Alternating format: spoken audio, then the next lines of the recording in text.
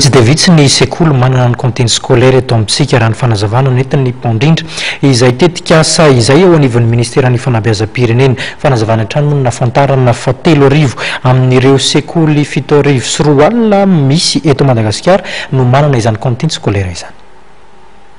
Ny cantine scolaire aloha hatramin'izao dia araka ireny hitatsihana ny tao atelo teo dia vitsy dia vitsy no mahazo izy io raha mihoatra ny isan'ny ankizy 27 000 école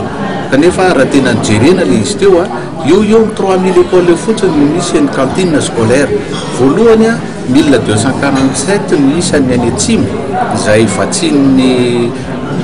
tantanin'ny PAM vatsiny ireo PDF na ireo mpamatsy vola Union européenne,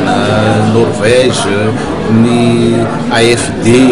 sy ireo sisa tsy voatanisa no mamea ny any atsimo région telo zany Androy, Anosy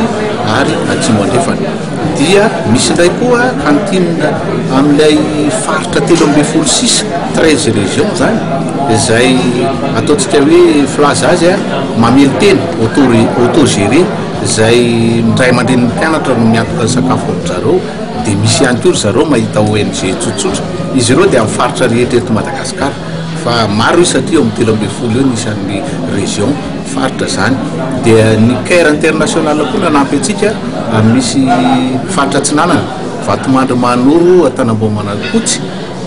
dia 2.20 reny isan'ny ny sekoly nahazo an'ireny cantine reny fa saingy efa tapaka ihany koa ny famatsiana kanefa na izany mbola mitohy zareo hatramin'izao amin'ny avy amin'ny famatsiana iray aman-dreny. Dia ny ministera ny fampianarana indray zany manana ny teti-bolany budget izay na maty cantine scolaire ho an'ireo ankizy amin'le any amin'ny tanan-dehibe enina ex province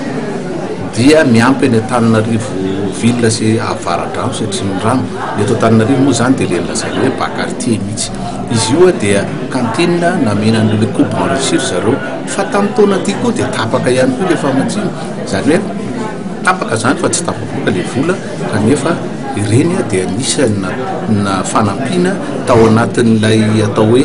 maitsoahatra période de soudure zay zany raha ohatra amin'ny ankapobeny ireo ankizy mahazo cantine scolaire de Madagasikara.